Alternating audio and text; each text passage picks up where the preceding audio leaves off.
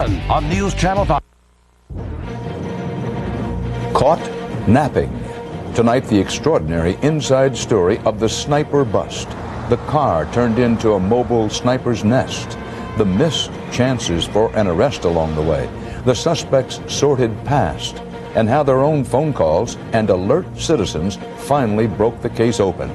Also tonight, terror in Moscow. Muslim Chechen gunmen holding a theater audience hostage threaten a massacre of hundreds.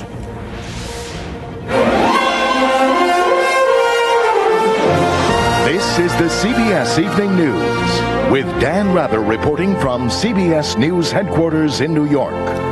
Good evening. It's over. They got him. After 3 weeks of murder, 3 weeks of terror in suburban Washington, police believe tonight they have cracked the case of the serial sniper.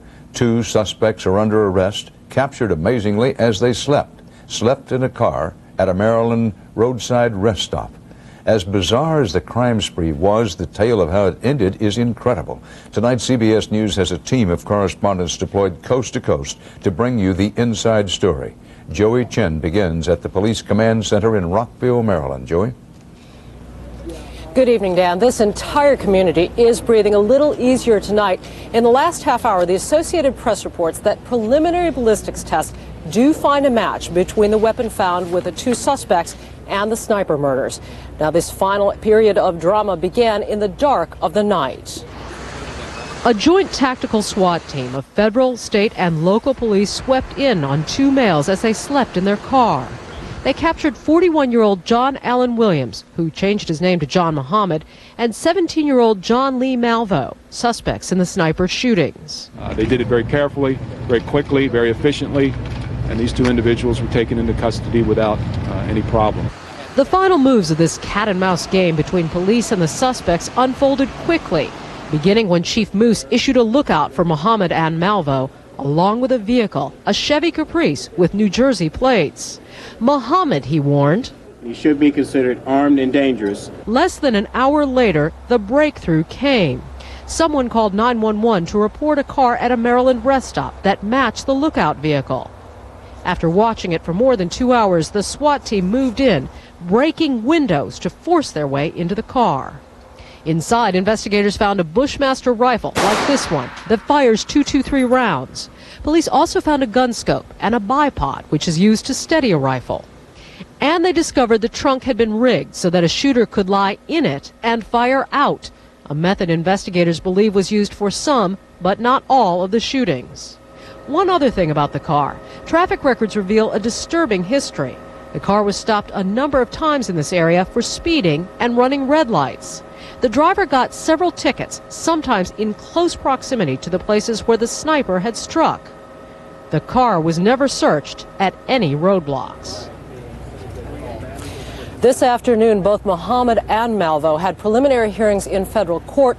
Muhammad on a federal weapons charge, Malvo on a material witness warrant. Now, so far, neither of these individuals has been charged in any of the murders from the past 3 weeks. Prosecutors will huddle on that subject tomorrow, but it is likely that Muhammad will face the death penalty at some point. Dan? Joey Chen reporting live from Rockville, Maryland. It wasn't long ago that police investigators appeared to be stumped as the killer or killers were having it all their way. So how was the sniper case finally, suddenly broken? Tonight, CBS's Jim Stewart takes you through it step by step. Call it higher intervention. The lead that broke this case open, law enforcement sources say, came from an elderly Catholic priest. It began to unravel not long after last weekend's shooting of a man near a Ponderosa steakhouse near Ashland, Virginia. Someone, presumably one of the snipers, called the office of a priest in Ashland last weekend and essentially confessed that he was involved not only in the sniper slayings, but a robbery homicide in Montgomery, Alabama as well. One source said the caller actually left his remarks on the priest answering machine. Why he would do such a thing remains a mystery. The priest contacted the FBI hotline, and by Sunday night, the sniper task force was in touch with police in Montgomery. They called us because they said that a caller, and they're not sure whether the caller was connected to their shootings or not, had made reference to a murder in Montgomery, Alabama. That murder occurred on September the 21st when one Alabama State Liquor Board employee was killed and another wounded by a single gunman in the parking lot outside their store. Police got a good look at the young gunman and recovered a partial fingerprint. Task Force detectives soon traced that partial print to 17-year-old John Lee Malvo, whose fingerprints were on file with the INS because of a previous deportation to his native Jamaica. Things moved quickly then. Malvo was traced to a Bellingham, Washington high school, and from there to this address in Tacoma, where Malvo lived with suspect John Muhammad, whose relatives in Baton Rouge, Louisiana, were contacted Wednesday for leads. I was thinking that it could be him and praying that it wasn't him. Along the way, they discovered that Muhammad's ex-wife lived in this Clinton, Maryland townhouse and that she had taken out a protective order against him in Tacoma because of domestic violence. A further search revealed his car registration, and the manhunt was on. Still, it was all circumstantial until the actual arrest. The priest may have started it, but finding that rifle remains the biggest break in this case by far, Dan. Jim Stewart reporting live from Washington. We may never know what motivated the serial sniper attacks, but new information is emerging tonight about the lives of the two now in custody, including time spent on the West Coast, in the Northwest, in Tacoma, Washington. CBS's Vince Gonzalez is there. As federal agents tried to uncover clues in the backyard of this Tacoma home, residents here were learning more about the man who on the surface seemed to be an ideal neighbor. I didn't catch any bad vibes off of him. I didn't notice anything weird that he did or a way that he acted that would have said that, he was anything but a good person. Deborah Waters even let her son accompany John Muhammad and his children on swimming trips. Right now I feel like I'm like the poster mom for don't do this, Over several nights in January, her husband heard gunshots coming from the vicinity of Muhammad's yard.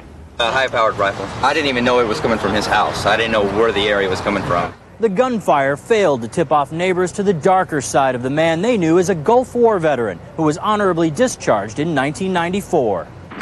At one time, he was stationed at Fort Lewis near Tacoma, where military sniper tactics are studied. But he was apparently not trained as a sniper, though he earned an expert marksmanship badge. About the same time he joined the Army, Muhammad converted to Islam, but authorities say religion was not a motive. Muhammad's relatives were shocked to learn of his arrest in connection with the sniper shootings. But when he visited them recently, they claim he was brainwashing a young man he called his stepson, John Lee Malvo, by restricting his diet. We even went out, later that night to get honey and crackers, to make sure they had something to eat. When I saw that side, I know how to stay away from that. Felix Strozer, who ran a karate school with Muhammad, says he was controlling, had a nasty temper, and took it out on even his youngest children when they didn't meet his expectations. You don't expect a 4-year-old kid to act like an adult. That 4-year-old kid is going to make some mistakes. You don't beat him down. According to court documents, Muhammad has a violent streak. One former wife got a restraining order because, as she wrote, he is behaving very, very irrational, and he always says that he's going to destroy my life. Now authorities suspect he's involved in the destruction of 10 innocent lives. Vince Gonzalez, CBS News, Tacoma, Washington. Earlier, correspondent Jim Stewart reported on a message left on the answering machine of a Virginia Catholic priest. It pointed sniper investigators to a recent murder in Alabama that may have been committed by the younger of the two suspects. CBS's Mark Strassman has that part of the story. Outside this Montgomery liquor store last month, gunshots rang out, and 2 women employees, locking up, fell critically wounded. Claudine Parker, the store manager, later died. Kelly Adams survived, miraculously. I knew I'd been shot, I just didn't know where. She had been shot in the back of the neck and is now speaking publicly. The first survivor from a shooting allegedly involving one of the sniper suspects to do so. The next thing I knew, I felt pain through my entire body. A lot of loud noise, like a ringing or like a bell. I couldn't move. I didn't know what I thought I had been hit by lightning. This is a police sketch of that robbery shooting suspect, now believed to be John Lee Malvo, the teenager under arrest in connection with his serial snipings. Unlike those shootings, the liquor store attack involved a handgun, not a rifle. Kelly Adams came out of her horror to watch another engulf the Washington, D.C. area. She is scarred and sad and angry. I just wish that he would have stopped here. There was no need for him to go kill children and fathers and bus drivers, and it's ridiculous. Until today, Kelly Adams and everyone here in Montgomery, Alabama, never realized how much they had in common with Montgomery County, Maryland, and the entire D.C. area that has been living in fear. Mark Strassman, CBS News, Montgomery, Alabama. That fear in and around the nation's capital finally began to lift today. People walked the streets relieved for the first time in weeks. And as CBS's Wyatt Andrews reports, they relished it. Finally, it felt safe enough to go outdoors and shop. Finally, there were children allowed outside to play. It feels good to relax outside. Imagine 5 million people emerging all at once from underground. I feel very good. I feel good. I feel safe. I could walk. And you'll sense the joy, even if it's guarded, the arrests brought to Metro Washington. It is a great, great gift.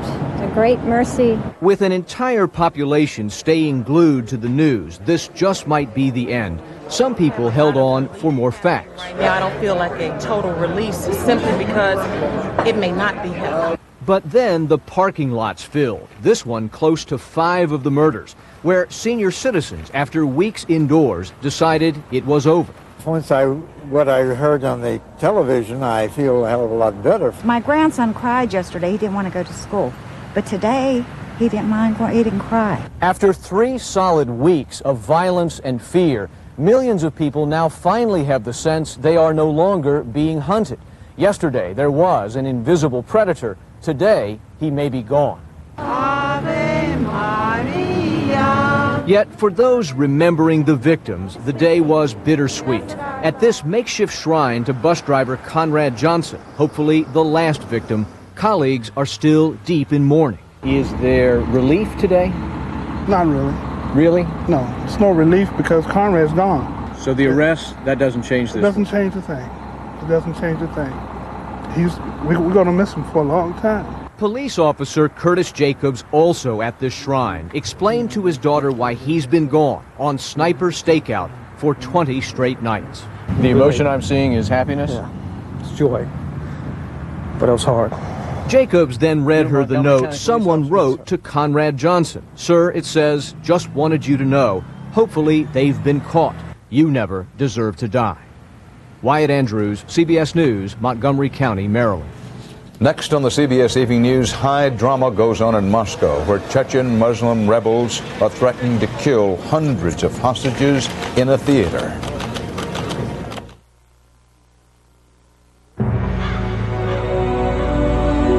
What is it, Daddy? I think it's a cocoon. One big cocoon. Excitement has reached a fever pitch. Crowds gather, trying to catch a glimpse of the cocoon. The cocoon, friend or foe? Go. It's big, ugly, and different. It's unique. It's amazing. It's very exciting. This just in, cocoons are now being sighted across the country. And all we know is it's one big cocoon.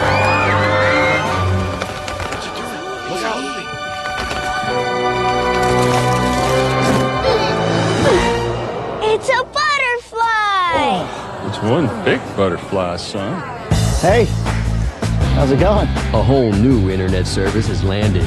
Introducing MSN 8, bringing you better email, smart parental controls, and tougher junk mail protection. It's better with the butterfly. New MSN 8.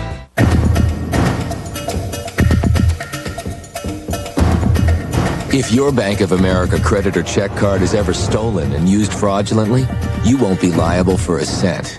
And we'll replace your loss by the end of the next business day. Guaranteed. Introducing Total Security Protection. Our way of dealing with fraud. So you feel safer using your cards. It's free, automatic, and only from Bank of America. Consider this. New Shell gasoline is specially formulated to help prevent deposits in your engine. And a clean engine performs better. Is it any wonder, then, why so many drivers choose Shell? Early Sunday morning, winter's day, they can smell the cinnamon around their way. We love Grand Cinnamon Rolls from Pillsbury. They're not ordinary rolls, they're Grands. Mom takes Metamucil to stay regular. I never will. That's what you think. I won't take a fiber supplement that can get thick and gritty. That's what you think. I found a better way to take my fiber. Benefiber. Benefiber? It never gets thick or gritty like Metamucil can. It's taste-free, too. Benefiber even goes with coffee. Mom can have her Metamucil. That's what you think. Benefiber makes taking fiber easier. Washington area residents breathe easier tonight with the sniper siege finally over. But in Russia's capital, hundreds of frightened theatergoers, including 3 Americans, are suffering through a different kind of siege. They are held by Muslim rebels who vow to die and take the hostages with them unless the Russian army withdraws from Chechnya. CBS's Richard Roth reports from Moscow. 2.5 miles from the Kremlin, the siege entered a second night. Some 600 hostages still inside the theater, held by as many as 50 armed Chechen rebels, men and women threatening a massacre if their demands aren't met. The body of one hostage given up today was a woman in her 20s, say police, shot in the chest, her fingers broken. With a ring of armor and emergency vehicles around the site, a few others have escaped or been released, including children and a doctor. Heart specialist Maria Shkolnikova released to deliver a message. It was a grim warning that more hostages will be shot unless Russia pulls its troops out of Chechnya. President Vladimir Putin's response was to call the hostages' safety his top priority. This is a terrorist act planned abroad, he said, but gave no hint how his government hopes to end it. There's desperation in the wait by relatives at the scene, and national TV coverage provides a non-stop reminder of the war far from here that Putin promised to end. On and off for nearly a decade, Chechen fighters have tried to push the Russian army out of the mostly Muslim republic, where economics and politics as much as religion have been friction points in an almost perpetual conflict. It's cost as many as 140,000 lives, a tenth of Chechnya's population. And in a videotape broadcast by Al Jazeera, one of the hostage takers said, "Each one of us is ready to die for Chechen independence." 50 or more foreigners are among the hostages tonight, including 3 Americans, according to the U.S. ambassador here, who says Washington's offered to help the Russians. And in the spirit of what we've been doing since last September, we're prepared to share any relevant intelligence that we may acquire that could assist in the resolution of this crisis. But patience is running thin. Grenades were fired from the theater tonight at 2 women dashing to freedom, injuring one of them. Hostages still inside say the theater's packed with explosive charges set by the Chechens. One woman who phoned out told her sister they're standing over us with rifles and getting angrier. Dan? Richard Roth reporting live from Moscow. There's a new terror alert in this country. In a nationwide warning today, the FBI said public transit systems, railroads in particular, could soon be targets. The warning does not name any specific place or railway and is based, as is said, on information obtained from al-Qaeda prisoners.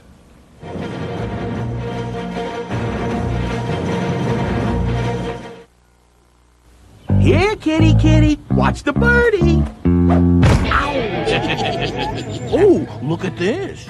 Why would Windex make a wipe? Because they're the quick, easy way to shine just about anything. Are you making that up? Introducing new Windex wipes. For a streak-free shine, no leading wipe can touch. New Windex wipes shine just about anything, especially glass. This is too easy. Reach for new Windex wipes. The wipe that shines. S.C. Johnson Family Company. Looks like heartburn. Wait, look, they don't just have heartburn. They also have gas. No, they need me. Maalox Max. Fast heartburn plus gas relief. Thanks, Max. Maalox Max. When you have it all, treat it all. Consider this. New Shell gasoline is specially formulated to help prevent deposits in your engine. And a clean engine performs better. Is it any wonder, then, why so many drivers choose Shell? Do you know the warning signs of osteoporosis? Unfortunately, there aren't any. That's why I got a bone density test. It's quick and painless. Ask your doctor about a bone density test and if Fosamax Once Weekly is right for you. Fosamax Once Weekly is for postmenopausal women at risk for or with osteoporosis. It's proven to help reverse bone loss. And it's hormone-free. You should not use Fosamax if you have certain disorders of the esophagus, are unable to stand or sit upright for 30 minutes, have severe kidney disease or low blood calcium. Use with caution if you have stomach or digestive problems. Stop taking Fosamax and tell your doctor if you develop new or worsening heartburn, difficult or painful swallowing, or chest pain, because these may be signs of serious upper digestive problems. Why wait? Ask your doctor about a bone density test. Fosamax once weekly, proven to help reverse bone loss. Marie Callender began every recipe the same way, with care, and her chicken pot pie was no exception. Marie used big tender chunks of juicy white meat chicken, farm-fresh vegetables, and a golden flaky crust she always made from scratch. Marie Callender put her heart into everything she made. And to this day, we're still making it Marie's way. Marie Callender's chicken pot pie has a delicious golden flaky crust that's still made from scratch in your grocer's freezer, made with the care of Marie. Capture and arrest. With 2 suspects now in custody in the sniper murder case, police continue to gather evidence. Tomorrow, we'll have a series of follow-up reports with further details on the suspects and more on how investigators finally cracked the case. All on the CBS Evening News with Dan Rather. On the Health Watch, a new treatment for strokes is proving very effective in reducing deaths and brain damage. Here's how it works. When a stroke is caused by a broken blood vessel in the brain, tiny platinum coils are inserted in the leg, threaded up through the body, and then into the brain to stop the bleeding. The coils can also be used to prevent a stroke by shoring up a weak blood vessel before it bursts. This is less complicated than standard treatment, which requires major brain surgery. President Bush made it clear today he is losing patience with the United Nations Security Council and its long-running debate over his proposed resolution demanding that Saddam Hussein disarm. Campaigning in South Carolina, the president said the UN can only keep the peace by, quote, showing some backbone. Iraq appears to have been the intended destination of smuggled cargo seized in Croatia today when police searched the ship for illegal weapons. Divers even inspected the freighter's hull underwater. Croatian newspapers report the weapons and explosives were supplied by Serbs in Bosnia. The Persian Gulf Kingdom of Bahrain today held its first parliamentary election in nearly 30 years. And for the first time ever, women were allowed to vote and run for office. Some religious political parties called for a boycott, but the voter turnout in Bahrain was said to be heavy. And on the Indonesian island of Bali, a procession of residents in traditional costumes paid tribute to the nearly 200 people killed in the terrorist bombing there earlier this month.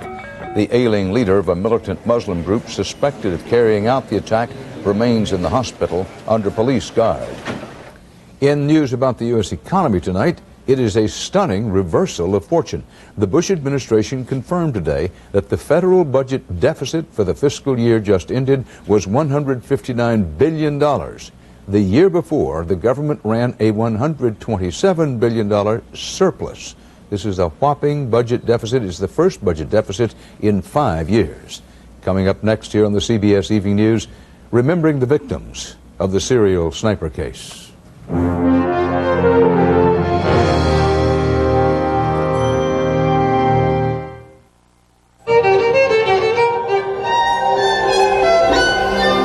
Endless recital or endless allergies? When seasonal allergies drain your enthusiasm, Allegra can help. Only Allegra has fexofenadine, so unlike many other antihistamines, it won't make you drowsy, and Allegra gives you 24-hour relief. For people 12 and older, side effects are low and may include headache, cold, or back pain. So tune back in. Talk to your doctor about switching to Allegra. Once daily Allegra, real relief for real living. We go to spas to restore our minds and bodies. But how can we restore our smiles? With Crest White Strips. These thin, flexible strips contain a peroxide gel that works in ways whitening toothpastes can't, reaching down to stains in your teeth, not just on them. In 2 weeks, you can take 10 years off your smile. Wow, you look great. You have the best smile. Crest White Strips. Reveal your wider smile. Guaranteed. If you've had a heart attack or a stroke, the last thing you need is another one sneaking up on you. After all, you've got better things to do. I know. In my case, I had a heart attack. Then I heard about Plavix, so I asked my doctor. He told me Plavix is a prescription pill that can help protect you from a heart attack or stroke if you've recently had one, or if you have poor circulation in the legs causing pain. Plavix is proven to help keep blood platelets from sticking together and forming clots, which helps keep your blood flowing. This can help protect you from another heart attack or stroke. If you have a medical condition that is causing bleeding, such as a stomach ulcer, you should not use Plavix. Side effects include itching, rash, diarrhea, and bruising. Additional rare but serious side effects could occur. Ask your doctor. Taking Plavix once a day helps protect me. Find out if Plavix can help protect you from another heart attack or stroke. Afternoon, ladies. Hi. You want to join us? Me? Yeah, sure. So what do you do? I sell paper. That is so interesting. Really? Yeah. Where will you be when your diarrhea comes back?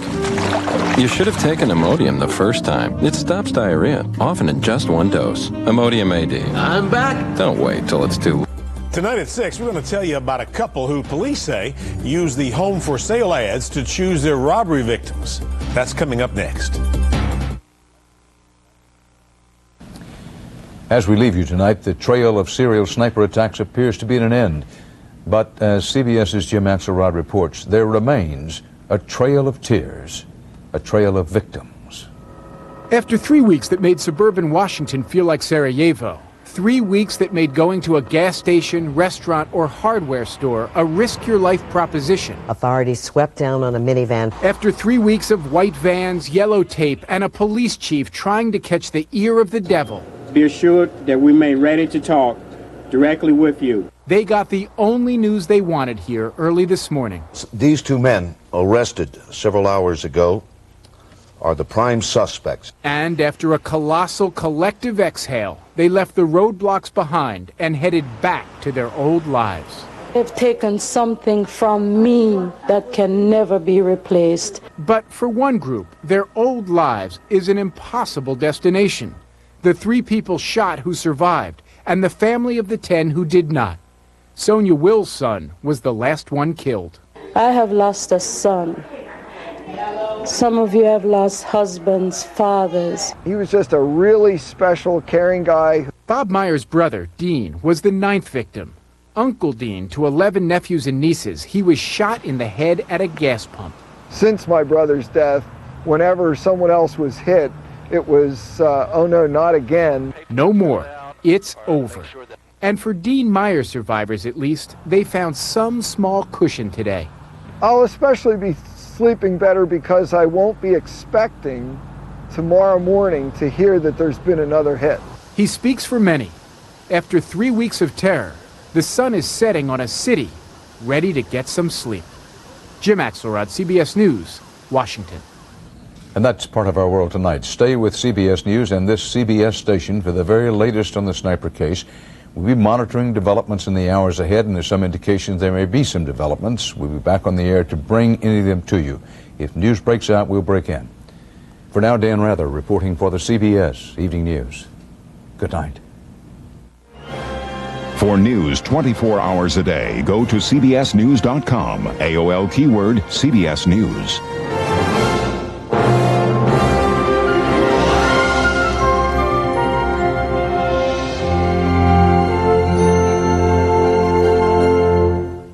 Wake up to what's new with Hannah, Harry, Julie, and Renee on The Early Show, starting Monday.